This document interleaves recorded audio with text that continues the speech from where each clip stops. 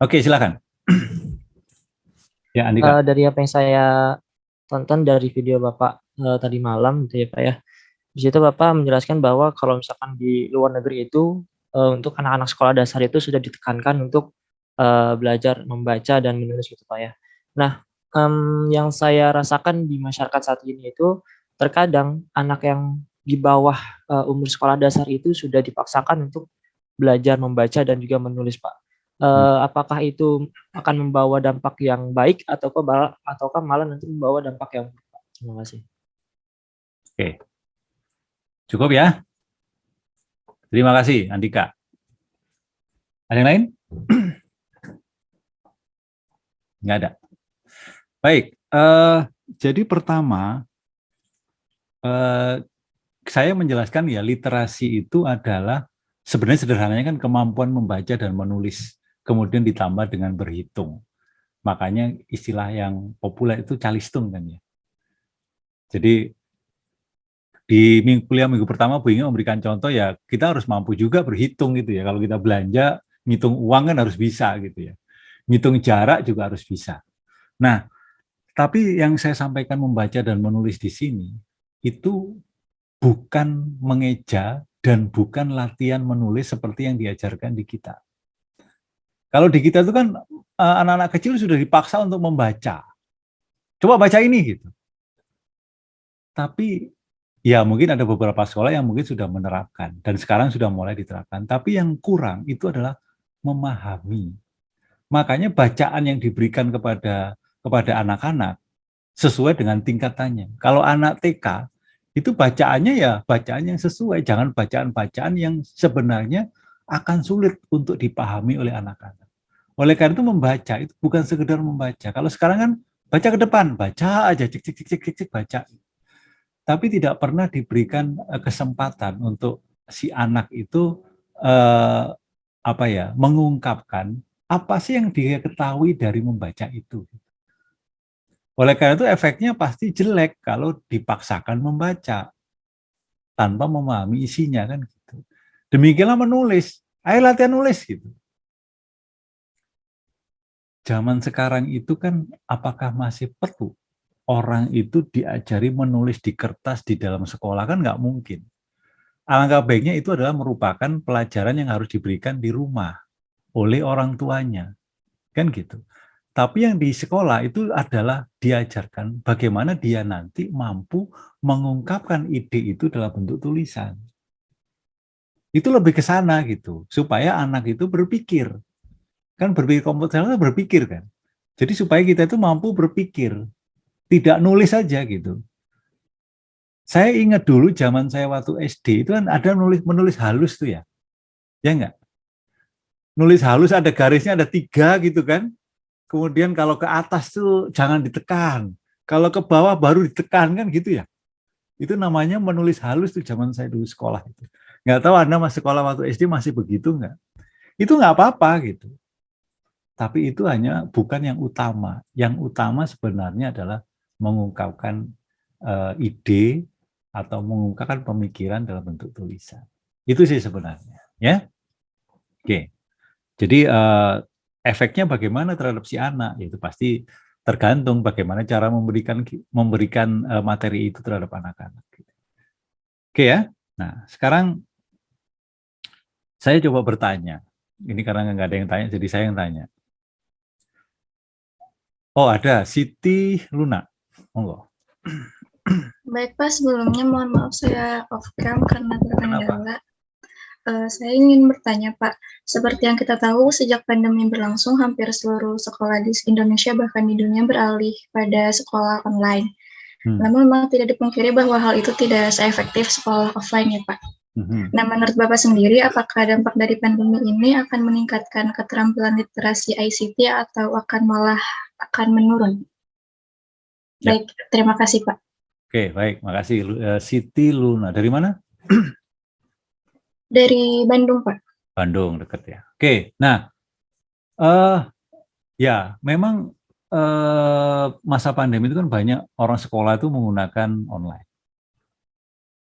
Saya sebelum melihat bagaimana dampaknya terhadap penggunaan ICT, tapi ada hal yang mungkin menjadi perhatian kita semua, terutama kepada para guru, para dosen.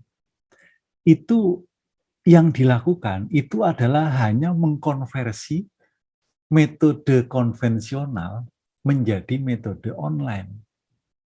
Jadi kuliah, Anda lihat kan, Anda sering alami kuliah kan, 1 jam itu dosennya menerangkan PPT, ya nggak? Mahasiswanya diem aja memperhatikan gitu ya secara online, ya nggak? Apakah itu efektif?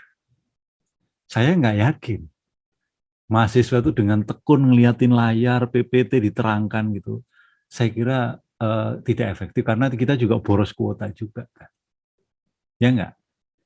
Karena begitu. Bahkan ada yang sampai 2 jam full itu dosen menjelaskan lewat PowerPoint seperti dosen ada di ruang kuliah, tapi sekarang dilakukan lewat online. Sehingga efeknya apa dampaknya? Nggak nyampe. Oleh karena itu banyak mengatakan, oh online tuh nggak efektif. Karena apa? Ya jadi harus offline. Bukan begitu menurut saya solusinya. Kenapa? Karena setiap orang itu tidak mengubah metode pengajarannya. Yang tadinya konvensional menjadi online. Itu kenapa? Saya tuh selalu berpikir bagaimana caranya supaya materi ini nyampe. Online itu paling gampang tuh dan paling enak itu kalau diskusi kan. Setiap orang bisa ngomong, tanya, waktunya leluasa gitu. Kalau saya habiskan untuk menjelaskan PowerPoint selama 1 jam, kita kehabisan waktu kan. Ya sudah, apa yang saya lakukan? Saya bertanya kiri kanan, diskusi, tanya ke orang-orang yang ahli. Oh ternyata penyampaiannya kalau memang satu arah, ya sudah. Saya masukkan aja ke YouTube atau saya masukkan video, kemudian saya kirimkan ke mahasiswa. Udah silakan pelajari kapan saja. Nanti pada saat kita kuliah, diskusi. Karena Anda sudah melihat dulu. Jadi kuliah kita walaupun 1 jam, ini sebenarnya hitungannya 2 jam. Kenapa? Yang 1 jam itu Anda lakukan sendiri. Dan itu kapan saja waktunya, bebas. Gitu. Itu pertama. Jadi kelemahannya kenapa tidak efektif? Karena banyak orang masih menggunakan cara konvensional hanya diubah menjadi online. Kemudian yang kedua, tentunya pandemi ini banyak berefek kepada dorongan gitu. Dorongan supaya penggunaan ICT itu lebih intensif. Kenapa ya? Karena kita tidak bisa bertatap muka secara langsung. Oleh karena itu ada istilah yang namanya transformasi digital.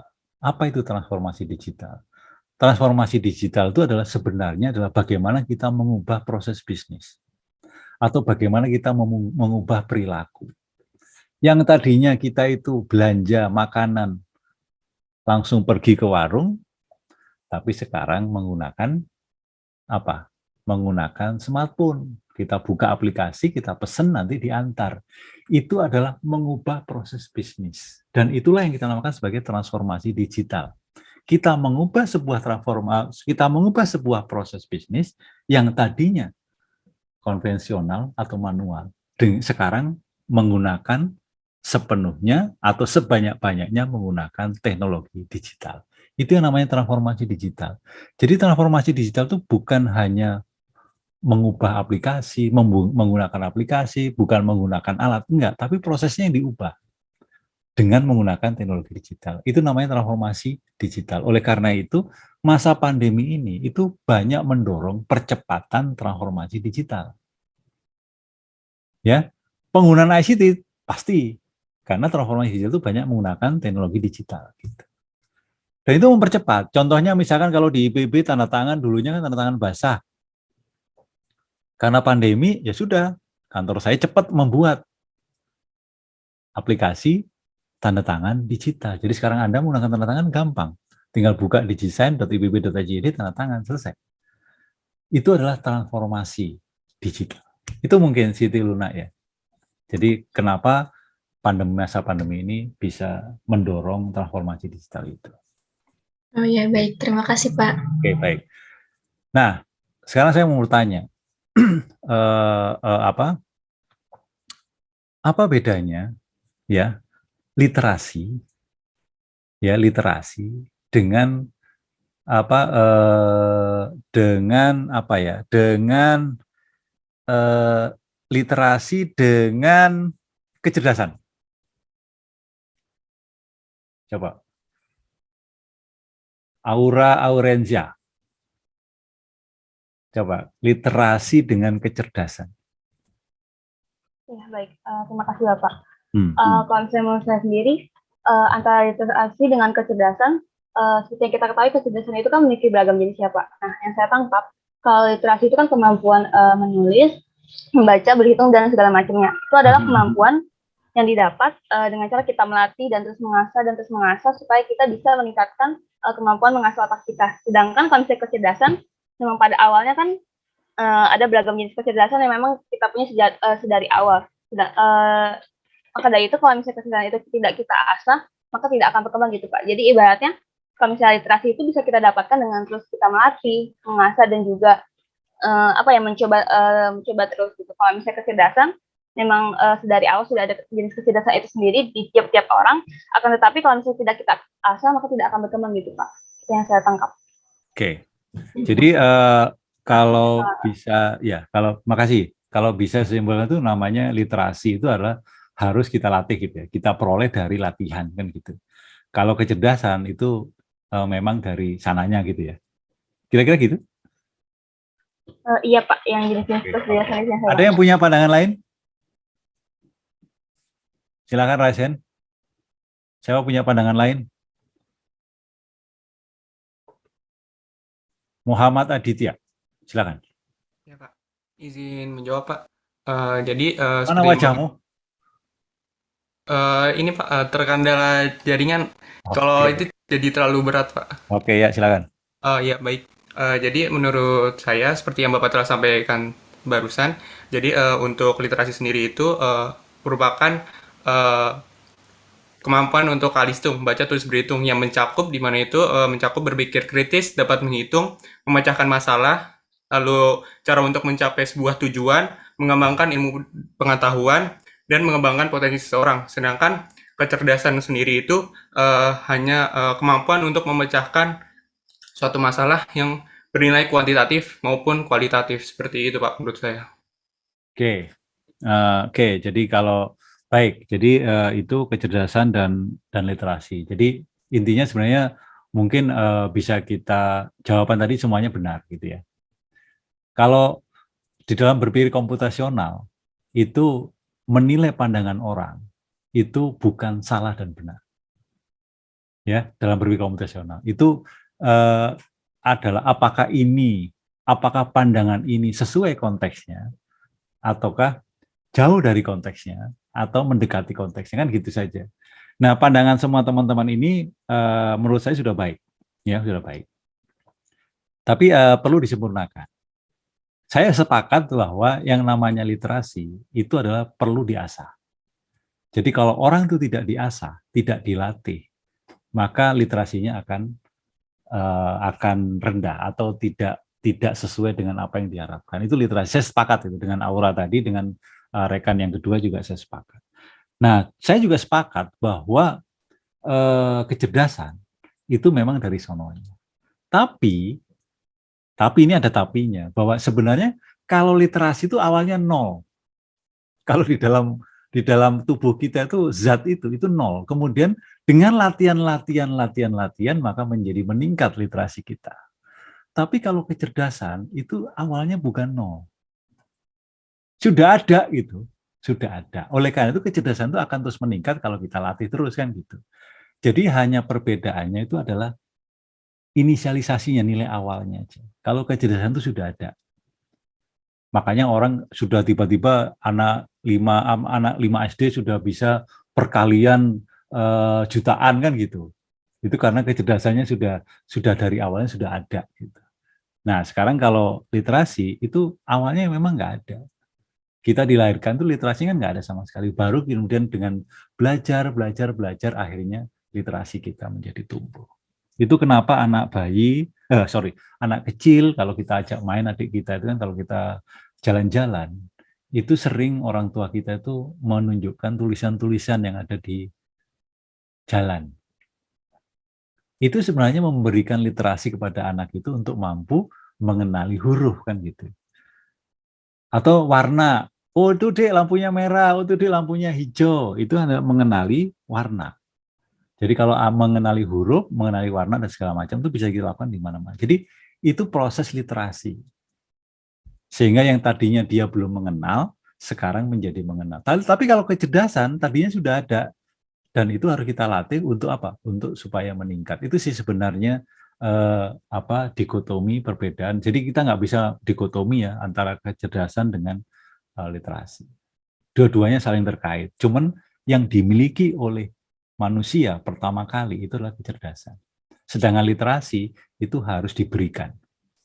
Oleh karena itu, literasi itu dapat dari mana? Kecerdasan itu dapat dari mana penambahannya? Itu bisa dapat kita belajar formal, kita belajar dari kehidupan, di jalan, di lapangan, atau di rumah. Itu semua adalah kita serap untuk melatih literasi kita. Sehingga kebiasaan-kebiasaan itu juga akan muncul dari literasi yang ada, infiltrasi yang ada. Sebagai contoh, kalau kita punya orang tua, dua-duanya nonton TV sambil megang handphone, nggak pernah ngobrol, maka anak-anaknya jadi ikut-ikutan. Nggak ikut-ikutan. Itu adalah sebenarnya literasi dalam berkomunikasi. Saya sering melihat kan kalau kita lihat di orang satu keluarga makan di restoran gitu kan, rame-rame gitu. Masing-masing megang handphone. Jadi mananya apa makan bersama di restoran itu ya. Jadi nggak dapat juga. Oke, itu yang pertama. Kemudian yang kedua, pertanyaan berikutnya. Kita lihat kan ada 4 komponen dalam literasi with ICT gitu ya. Pertama adalah critical and creative thinking, ya kan? Kedua adalah health and safety, jadi sehat dan aman. Ya benar kan? Ketiga adalah ethics and responsibility, etika dan bertanggung jawab, dan yang keempat adalah ICT literasi. Ya itu 4 komponen itu.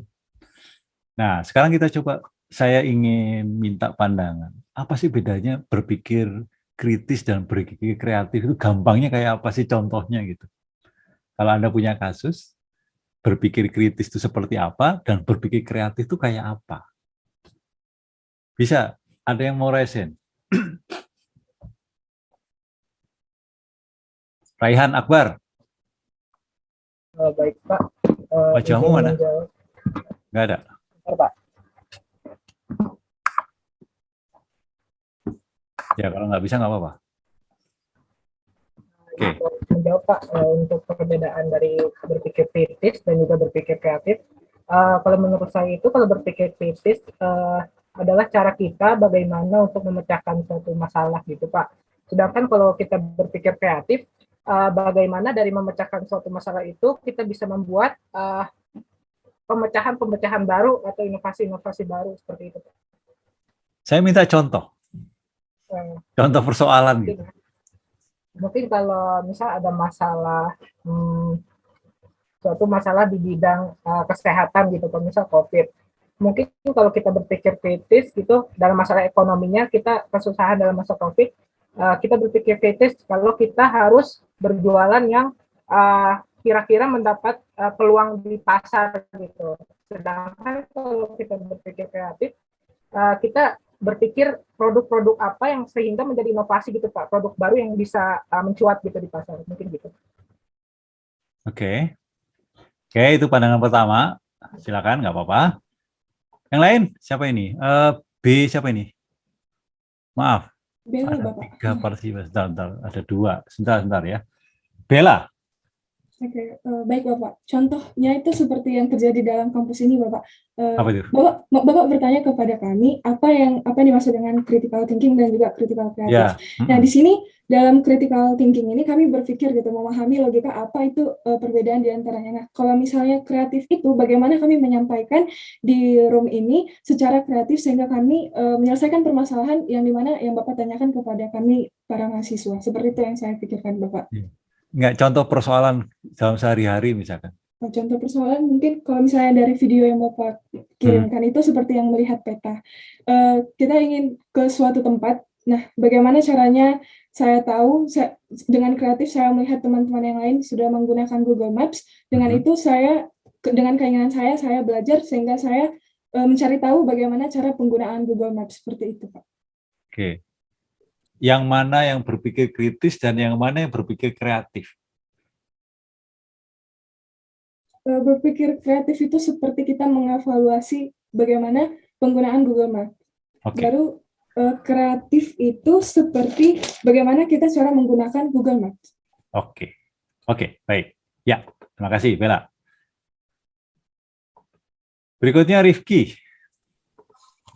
Oke, menurut saya sih ya mirip-mirip dengan yang Bella katakan. Kalau saya berpikir kritis itu juga mengevaluasi, mencari kekurangan-kekurangan dari sebuah permasalahan. Contohnya ini Apa?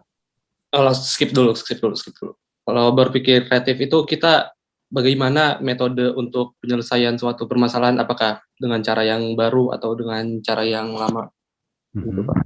Oke, baik. Ya, baik. Ada lagi sini, ada Rido. Ya, Pak. Izin menjawab, Pak. Ya. Untuk contoh berpikir kritis dan berpikir kreatif ya, Pak. Ya. Saya punya satu contoh, misalkan kita membeli satu set mainan, misalkan Lego, Pak. Jadi kan di Lego itu ada instruktur, ada strukturnya, dan itu harus dibangun sesuai dengan struktur tersebut. Jadi ada tutorialnya.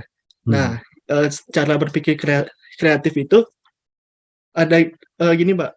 Kalau berpikir kritis itu bagaimana cara kita untuk mengikuti instruktur tersebut biar jadi sesuai dengan set yang udah tertera gitu, Pak. Maksudnya di gambarnya ini bagaimana kita cara bikinnya biar sesuai. Tapi kalau berpikir kreatif itu saya lihat banyak orang menggunakan set mainan tersebut yang sama, tetapi membuat bangunan yang berbeda, Pak. Itu berpikir kreatif. Jadi set yang sama, tetapi bisa membuat banyak bangunan padahal berbeda dengan aslinya atau desain aslinya. Oke, terima kasih. Terakhir, Andika. Baik, terima kasih Pak. Kalau dari sudut pandang saya pribadi, berpikir kritis itu adalah ketika kita menggunakan pola pikir kita untuk menganalisis, lalu mengidentifikasi persoalan yang ada di dalam kehidupan kita, lalu mencoba untuk bisa mengambil keputusan. Kalau misalkan dari berpikir kreatif itu sendiri, kita melihat berbagai kemungkinan penyelesaian yang mungkin bisa kita kombinasikan antara satu sama lain sehingga menghasilkan sebuah solusi yang baru. Mungkin sebagai contoh, ketika kita punya permasalahan di bidang peternakan, misalkan produktivitas, soal produktivitas ekor domba misalkan. Ketika kita berpikir kritis, maka kita menganalisis apa yang menjadi permasalahan, apakah dari sisi pakannya ataukah dari sisi kandangnya gitu. Lalu kita coba menganalisis lebih dalam lagi, lalu mengambil keputusan untuk menyelesaikan persoalan itu. Tapi kalau misalkan kita berpikir kreatif, kita coba mengkombinasikan berbagai kemungkinan penyelesaian yang bisa terjadi. Misalkan ternyata gitu ya, ada permasalahan yang mungkin bisa kita selesaikan dari bidang pakan dan juga kandangnya. Berarti kita coba berikan pakan gitu ya yang mungkin bisa mencukupi nutrisi dari si kambing ini, tetapi tidak menghasilkan kotoran yang lebih banyak gitu. Jadi lebih sedikit kotoran yang dihasilkan. Mungkin seperti itu, Bapak. Oke, baik. Jadi bagus sekali ya pandangan-pandangannya dan dalam memberikan contoh. Jadi intinya sebagian besar sudah memahami apa itu berpikir kritis dan apa itu berpikir kreatif. Saya sepakat, jadi berpikir kritis itu lebih kepada sebelum ke sana. Sebaiknya kita itu mulai sekarang itu membedakan antara masalah dengan persoalan. Ya, permasalahan dengan persoalan. Itu beda. Kalau permasalahan itu nanti kita pelajari ya. Kalau permasalahan itu lebih kepada simptom atau gejala atau yang muncul. Jadi seperti saya pusing, itu adalah permasalahan. Makanya disebut sebagai simptom atau gejala. Jadi saya pusing atau kalian pusing itu masalah. Jadi kalau Anda menyelesaikan problem, makanya bahasa Inggris disebut problem, itu bukan menghentikannya pusing dengan meminum obat untuk menurunkan pusing, bukan. Tapi kita harus cari apa? Persoalannya apa sih? Kenapa sih Anda itu pusing? Kalau pusingnya belum makan, ya kita makan gitu. Karena lapar, pusing, makan. Jangan minum obat paracetamol. Karena apa? Kenapa orang itu pusing minum paracetamol, pusing minum paracetamol? Karena dia hanya menyelesaikan masalahnya, bukan akar persoalan, bukan persoalannya. Jadi itu ya. Oke. Nah, kembali ke tadi. Jadi tadi Bella memberikan contoh, berpikir kritis, kemudian ridho, itu Lego. Bella tadi memberikan contoh untuk pergi ke menggunakan Google Map. Jadi kalau berpikir kritis itu seperti yang Andika sampaikan, itu adalah kita itu menggunakan pola pikir kita untuk melakukan analisis, untuk memecahkan sebuah atau menyelesaikan persoalan. Jadi kalau Bella tadi mau pergi ke suatu tempat, dia analisis. Analisis ini, saya menggunakan apa gitu, perangkatnya apa, atau petunjuknya apa. Itu berpikir kritis itu. Ya, Ridho tadi menyampaikan, kalau saya masang Lego ini, itu gimana cara masangnya ini? Itu berpikir kritis itu. Gimana ya gitu. Ternyata ada panduannya, ada prosedurnya, itu berpikir kritis. Ya. Jadi berpikir kritis itu lebih kepada kita itu mengeluarkan pola pikir kita untuk menyelesaikan persoalan itu. Belum masuk kepada implementasinya ya. Tapi kalau berpikir kreatif itu di antara berbagai pola, berbagai alternatif solusi yang ada, itu kita mau ambil yang mana gitu. Itu berpikir kreatif. Jadi seperti tadi Ridho itu menunjukkan kalau buat Lego menurut aturan jadinya bangunan ini gitu. Bisa nggak sih bikin bangunan yang lain gitu. Baru kreatif itu, cari yang lain-lain gitu. Ya. Kemudian kalau pergi tadi, kalau Bella tadi memberikan contoh, saya gunakan Google Maps ya kan. Ternyata kok begini ya, tapi ternyata nggak hanya Google Map kan, bisa Maze, bisa macam-macam kayak gitu kan ya. Yang mengenal daerah itu yang mana, baru kita pilih yang ini. Atau pakai cara lain. Jadi berpikir kreatif itu sebenarnya buah dari berpikir kritis tentunya. Dan kita lebih banyak kepada mencari alternatif yang lebih optimal. Ya enggak? Contohnya tadi itu. Sebagai contoh begini, kalau Anda diberi ini, saya sering berikan contoh gini, Anda diberi kewenangan untuk menyelesaikan persoalan macet di jalan dekat rumah Anda. Tolong dah, Anda kan orang IPB, bisa nggak bantu kami menyelesaikan kemacetan ini? Maka yang pertama kali kita lakukan berpikir kritis. Kenapa ya kok macet? Macet itu kan gejala, bukan persoalan kan? Jadi kalau Anda ketemu macet, Anda cari persoalannya apa ya ini macet. Setelah ketemu persoalan, baru cari akar persoalannya apa. Kan gitu. Itu berpikir kritis itu. Kemudian kalau sudah akan mencari solusi, itu baru berpikir kreatif. Oh ternyata macet itu karena banyak orang jualan di jalan ini. Atau banyak yang parkir nggak beres, itu kan berbagai akar persoalan. Dari situ baru dianalisis, dicari solusinya, barulah di situ kita masuk pada berpikir kreatif. Jadi seperti alur gitu ya. Awalnya itu kritis dulu. Kalau kita nggak berpikir kritis, kita nggak akan mencari solusi, diemin aja. Macet, biarin aja gitu. Itu nggak berpikir kritis. Saya kuliah kok telat mulu ya, udahlah biarin aja, itu nggak berpikir kritis. Harus dicari, kenapa sih saya kok telat mulu? Oh ternyata bangunnya kesiangan. Kenapa sih kok bangun kesiangan? Karena malam begadang. Kenapa sih saya begadang? Cari terus akar persoalannya. Itu berpikir kritis. Setelah itu baru kita berpikir kreatif untuk mendapatkan solusi. Itu adalah berpikir kreatif. Itu gampangnya begitu. Ya, gampangnya begitu. Oke. Itu yang pertama. Kemudian yang kedua adalah health and safety gitu ya. Sehat dan aman. Kalau sehat itu tentunya lebih kepada sehat dan aman tuh tentunya bisa ke diri kita sendiri dan juga bisa ke masyarakat luas, bisa pihak eksternal. Saya ingin minta Anda memberikan contoh bagaimana kita melakukan literasi dengan media sosial yang sehat dan aman bagi kita, dan mana yang sehat dan aman bagi kita tapi tidak sehat dan tidak aman bagi orang lain. Berikan contoh. Bagi kita sih sehat, aman, nggak ada masalah. Tapi bagi orang lain itu bermasalah. Kalau menurut saya ya misalnya ada. Siapa ini? Pasien dulu. Ya. Siapa ini? Rifki. Ya.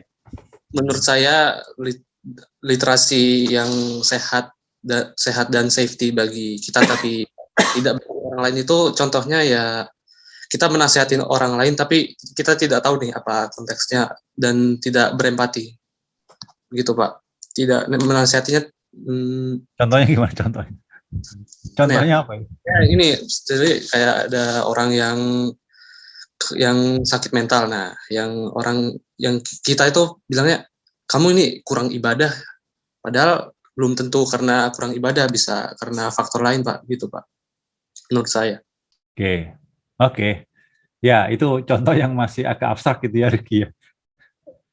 Abstrak gitu karena terkait dengan ini. Terkait dengan apa? Faktor yang non fisik ya, karena itu kan sikap ya. Oke. Aura.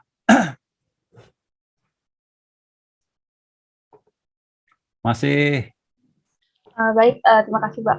Kalau menurut saya sendiri, literasi media sosial media yang sehat dan aman, di sini saya mengartikan bahwa kita mencari, memilah, dan menyampaikan informasi. Nah, kalau misalnya sehat dan aman adalah sebelum kita menyampaikan informasi, kalau kita memastikan keakuratan dari informasi yang kita sampaikan. Tapi kalau misalnya yang tidak sehat dan tidak aman, kita asal menyampaikan informasi. Jadi bisa saja informasi yang kita sampaikan itu hoax, sehingga seseorang yang mendengarkan informasi dari kita pun juga ikut ibaratnya termakan hoax itu juga gitu Pak. Nah contohnya misalnya ada berita tentang COVID nih, terus kita bilang wah berita COVID-nya menanjak nih, tapi kita nggak menyampaikan secara detail kira-kira berapa persen sih yang nanjak, atau misalnya kita tidak memastikan sumber informasi kita dapat itu memang benar-benar akurat gitu Pak, sehingga orang lain pun juga akan termakan berita tersebut dan pada akhirnya kita salah, mereka pun juga salah gitu Pak. Itu sih yang saya tangkap mengenai literasi sosial media yang sehat dan aman terkait dengan hoax gitu Pak. Itu berarti yang rugi dua-duanya ya, diri kita sendiri dan orang lain. Iya, kalau misalnya yang benar kita dan yang rugi orang lain, berarti kalau menurut saya begini sih Pak, kita sudah benar, tapi cara penyampaian kita itu yang salah gitu Pak. Jadi lebih ke teknisnya aja. Oke. Baik. Ya. Baik, ada yang lain?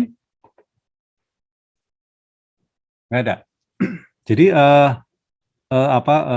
definisi dari sehat dan aman itu kan berlaku untuk semua pihak gitu ya.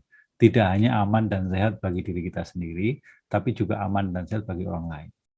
Sebagai contoh, kalau misalkan kita buka handphone di kegelapan, itu kan merugikan diri kita sendiri, ya nggak? Merugikan diri kita sendiri, tapi juga kalau ada orang lain, pasti orang lain itu akan rugi juga kan, kalau dia sedang istirahat dan dia tidur tidak bisa melihat cahaya, maka dia jadi terganggu. Maka itu merugikan dua belah pihak. Merugikan dua belah. Atau kita lagi nonton film di gedung bioskop. Anda masih nonton di gedung bioskop nggak sekarang? Masa pandemi? Masih. Walaupun masa pandemi, tapi saya juga udah nggak pernah lagi ke gedung bioskop. Kalau dulu kan sering saya lihat orang membuka handphone di gedung bioskop. Itu kan di pihak dia itu merusak mata dia, karena di lingkungan gelap dia lihat cahaya yang sedemikian terang. Tapi orang lain pun juga terganggu, karena dia tidak bisa melihat film dengan situasi yang sangat baik. Itu merugikan dan tidak aman dan merugikan bagi orang lain juga. Nah sekarang yang saya minta itu, bagi kita sih nggak ada masalah, tapi bagi orang lain bermasalah. Itu contohnya apa? Kasih contoh. Ini kita tuh memang kalau diminta nyari contoh itu memang agak. Nah ini ada Eti sama ada Reh. Siapa? Oke, Eti Rusdiati dulu. Silakan. Terima kasih Bapak atas pendapatannya. Menurut saya, second helping yang merugikan orang lain namun tidak ada berdampak sama sekali ke dalam diri kita itu contohnya cyberbullying dan body shaming di sosial media, karena itu yang paling sering dan paling dekat dengan kita, sosial media itu. Contohnya seseorang memposting foto atau memposting karyanya gitu. Kita mungkin kita sebagai yang melihat atau yang berkomentar itu merasa kalau itu adalah cara kita menyampaikan pendapat atau menyampaikan opini. Jadi kita merasa, oh benar aja, karena kan kita menyampaikan pendapat di situ. Namun di sisi lain, bagi yang memposting tadi merasa bahwa pendapat kita itu tidak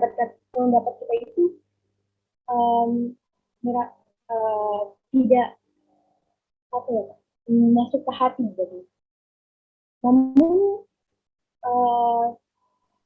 di satu sisi lagi yang kita ucapkan tadi merasa yang tadi kita mengomentari itu biasa-biasa saja, namun yang di pihak lain merasa tersinggung, merasa rugi, begitu. Maaf sebelumnya karena saya masih beribet menyampaikannya, Pak. Oke, baik, makasih. Siapa ini? Eti. Terakhir, siapa ini? Siapa? Rehan. Ya, baik Pak. Terima kasih atas kesempatan yang diberikan. Ya, pertama-tama saya ingin mengucapkan ulang mengenai pernyataan Aura dari V, apa ya.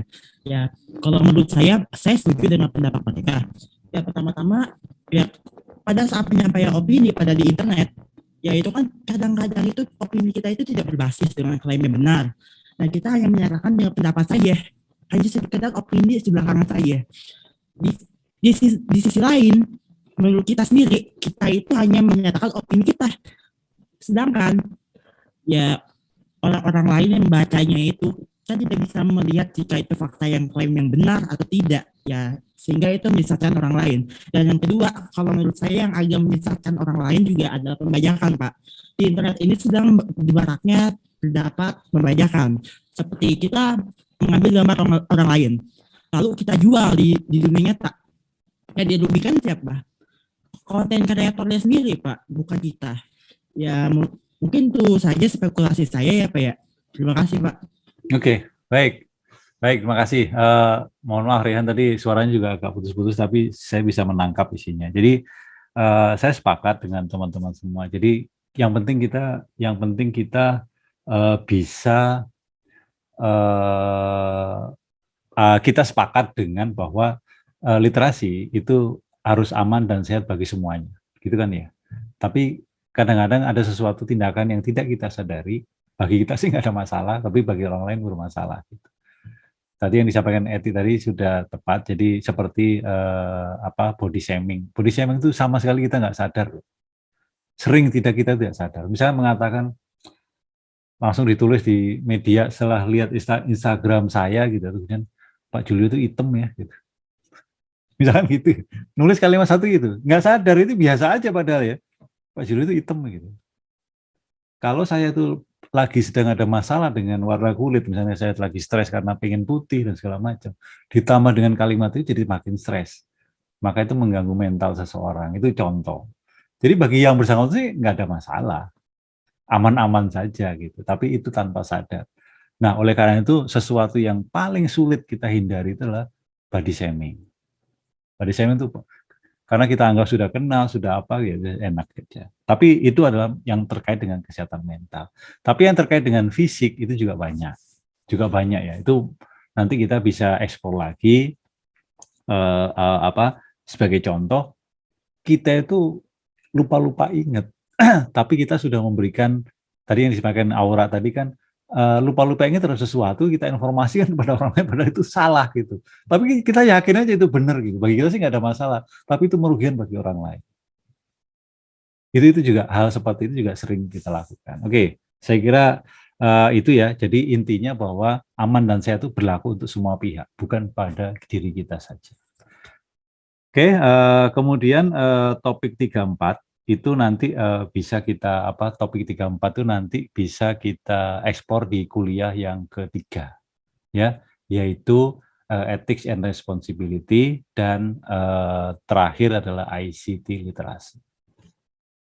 Kesempatan 15 menit ini 10 menit ini saya akan mulai dengan yang terakhir dulu, yaitu ICT literasi. Jadi ICT literasi itu sangat penting. Jadi kemampuan atau gampangnya itu bahwa kalau orang tuh ICT literasinya sudah tinggi, itu berarti biasa kita namakan sebagai orang yang nggak gaptek gitu ya. Padahal kita itu jangan mudah mengatakan orang itu gaptek atau tidak. Bisa jadi kita sendiri itu nggak tahu loh dengan sesuatu yang nanti muncul di kemudian hari. Jadi oleh karena itu istilah gaptek itu ya kita harus hati-hati. Misalkan kalau kita lihat orang itu misalkan buka masang ini aja, masang di handphone misalkan, kalau kita ngirim, gimana sih cara ngirim gambar di line misalkan gitu, orang nggak bisa gitu, langsung kita kan gaptek ini gitu. Suatu saat Anda masuk ke ruang sidang, kita lagi presentasi, masuk ternyata LCD-nya itu nggak pakai kabel, tapi pakai misalnya pakai Bluetooth atau pakai WiFi lah, pakai apa. Kemudian Anda presentasi, kemudian Anda nggak bisa. Suatu saat kan bisa begitu kan, langsung kita disebut gaptek juga kan. Jadi gaptek itu relatif. Jadi semakin hari semakin banyak orang yang gaptek. Karena apa? Teknologi baru akan muncul.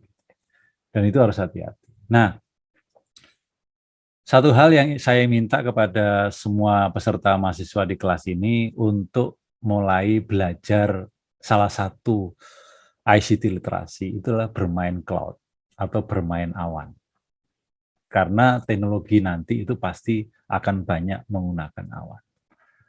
Salah satu latihan yang bisa Anda gunakan di dalam komputasi awan ini itu adalah menggunakan cloud-nya Google.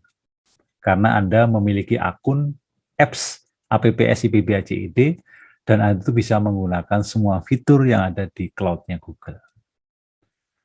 Salah satu contohnya adalah misalkan Google Slide. Jadi nanti kalau ada tugas, saya minta Anda presentasi, itu tolong buatnya di Google Slide. Jangan menggunakan Microsoft PowerPoint. Kecuali Anda menggunakan PowerPoint yang terkait dengan OneDrive, yaitu cloud-nya Microsoft. Ya, itu harus Anda coba belajar dari sekarang. Oke, mungkin saya share screen sedikit. Ini ada chat apa ini? Oh, mantap. Siapa yang mantap? Oke ya. Nah, ini saya seperti ini. Slide ini saya buat dengan menggunakan Google Slide. Jadi saya tidak menggunakan, kenapa saya gunakan Google Slide? Karena saya buat ini itu bersama dengan dosen-dosen yang lain. Ya, kalau Anda lihat di sini, misalkan apa saja fitur yang ada di Google itu bisa Anda lihat di sini. Itu antara lain adalah Gmail ya, saya kira Anda sudah paham. Google Drive untuk menyimpan file, Google Docs itu seperti Word, Google Sheet itu seperti Excel, Google Slide yang tadi, kalender dan segala macam. Juga banyak yang lain yang bawa ini. Misalkan Jamboard. Nah, untuk kuliah-kuliah selanjutnya kita nanti coret-coretan tulisan itu menggunakan Jamboard. Ya. Jamboard itu apa? Jamboard itu seperti papan tulis bersama. Supaya nanti kita kuliah enak. Jadi kalau saya klik Jamboard ini, itu seperti Jamboard ini seperti ini. Jadi kalau saya buat baru, ini adalah papan tulis yang bisa kita share bersama. Oke?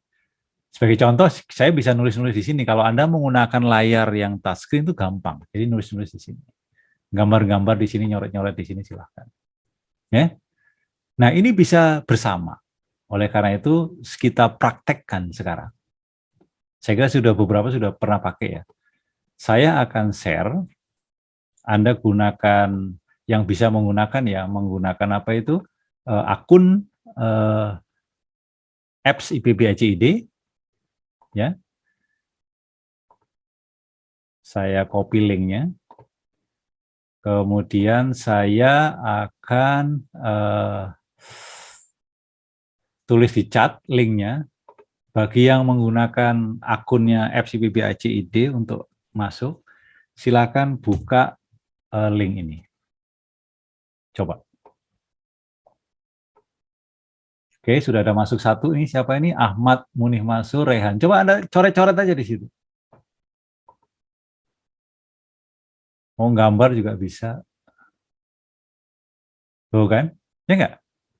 Halo semuanya. Nah.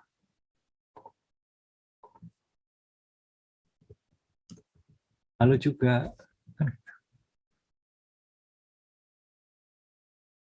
Jadi ini seperti apa? seperti semua mahasiswa ngumpul di depan papan tulis. Ya. Ya kan? Bisa pindah ke mana, ke halaman berikutnya dan seterusnya. Oke? Ini salah satunya. Paham? Oke. Cukup ya? Ada gambar IPB. Ya. Ini bisa halamannya bisa bertambah dan seterusnya, nanti kita tinggal ditambah-tambah aja. Oke? Baik. Kita tutup ya. Sudah stop. Nah, satu hal lagi itu adalah Google Slide. Jadi kalau saya buat Google Slide, jadi kalau Anda membuat presentasi, itu gunakan ini. Misalkan Anda mau pakai template atau mau pakai blank aja juga. Misalnya saya mau pakai blank saja. Oke, judulnya apa? Misalnya judulnya literasi dengan ICT misalkan. Kemudian baru halaman kedua. New slide. Nah, ini apa ini? Ini sorry. Oke. Ini bisa kita share lagi. Oke, ini saya buat editor, kemudian copy link, dan nah saya akan tulis di chat lagi. Silakan buka sekarang yang ini.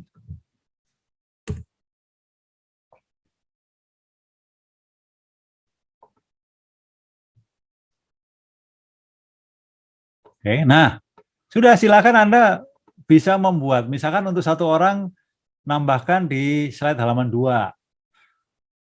Coba buat slide halaman 2. Berikutnya nambah di slide halaman 3 dan seterusnya. Coba ketik aja judulnya apa misalnya gitu. Nah, Nurmisa Aulia itu nulis literasi. Macam-macam, bisa ngedit sama-sama. Semoga sukses dan sebagainya. Ya. Bella juga nulis. Bella Linda Sipayu nulis semoga sukses dan seterusnya. Dihapus lagi. Nah, di sini semoga titik-titik, amin. Oke. Nah, ini cara bermain di awan. Ya, ini namanya komputasi awan, dan ini perlu kita tingkatkan literasi kita menggunakan fitur-fitur ini. Kenapa? Ya karena ini tren dan kecenderungan kita menggunakan ini. Sehingga kalau kita dari sini kita bisa lihat ternyata saya bisa menggunakan cloud. Oleh karena itu, kalau kita beli komputer, ini efeknya nih, jadi akibatnya. Jadi kita berpikir kreatif sekarang. Kalau kita membeli komputer, sekarang lebih pilih mana? RAM-nya yang besar, ataukah storage-nya yang besar? Coba, siapa yang ngasih pandangan? Rehan? Ya, baik Pak. Terima kasih atas kesempatan diberikan. Jika saya akan membelikan sebuah preview PC, saya akan melihat VGA dan CPU-nya dulu, Pak. Enggak, saya tinggal nyanyi aja. RAM-nya Anda mau milih RAM atau storage? Tergantung dari penggunaan. Jika untuk pembelajaran, saya akan mengutamakan storage terlebih dahulu. Oke. Baik, makasih. Ada yang lain pandangannya? RAM, kata siapa? Kata Ahmad Muni, Jonathan, RAM. Oke, jadi kalau ini karena halo? Masih bisa dengar suara saya? Oke, baik. Masih Pak. Oke, baik. Jadi kita tutup ya yang tadi. Jadi itu nanti bisa Anda ekspor. Jadi sekarang itu kalau Anda bekerja secara tim, kan inti dari abad sekarang itu kan kita harus kolaborasi. Kita nggak bisa apa-apa sendiri. Dan sudah nggak zamannya lagi kalau kita kerja bersama itu ngumpul di satu tempat yang sama. Kita bisa dari berjauhan. Ngumpul sih perlu ya, silaturahmi, ya, silaturahmi, kemudian kita ngobrol tatap muka langsung itu perlu. Tapi tidak harus kita tuh selalu ngumpul dalam mengerjakan tugas. Oleh karena itu kolaborasi itu juga sangat penting. Oleh karena itu kita harus banyak belajar collaboration tools. Jadi tools untuk kolaborasi. Antara lain salah satunya adalah cloud ini. Nah, dengan cloud ini kalau Anda bekerja 5 orang, ya di mana-mana coba misalkan Aura lagi bikin slide pertama, ya bikin di situ. Kemudian dilanjutkan oleh Eti Rusidiati di slide kedua, ya lanjut di situ gitu. Nggak perlu nanti saya kirim ya lewat WA filenya, kemudian kamu tambahkan, nggak perlu, karena setiap saat bisa langsung ditambahkan itu. Kemudian hasil akhir baru kemudian dicermati bersama. Oleh karena itu penyimpanan atau storage itu sekarang lebih banyak orang menggunakan cloud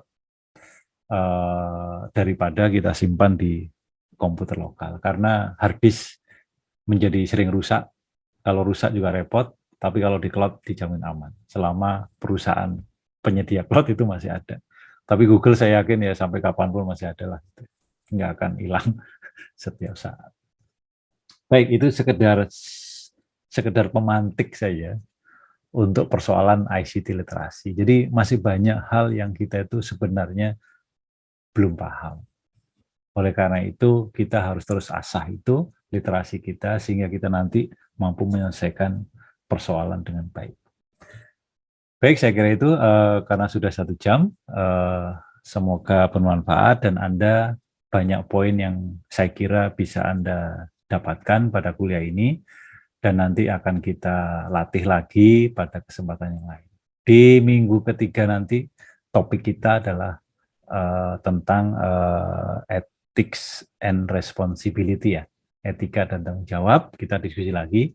Saya akan merekam materinya seperti biasa dan Anda cermati lagi di kesempatan yang Anda kira-kira pas. Saya kira itu. Mohon maaf apabila ada yang kurang dalam penyampaian ini. Dalam diskusi ini saya apresiasi terhadap aktivitas Anda dan saya catat semuanya karena penilaian mata kuliah ini tidak hanya dari ujian tapi juga dari bagaimana partisipasi Anda dalam berkuliah. Saya kira demikian, saya tutup. Wassalamualaikum warahmatullahi wabarakatuh. Waalaikumsalam warahmatullahi wabarakatuh.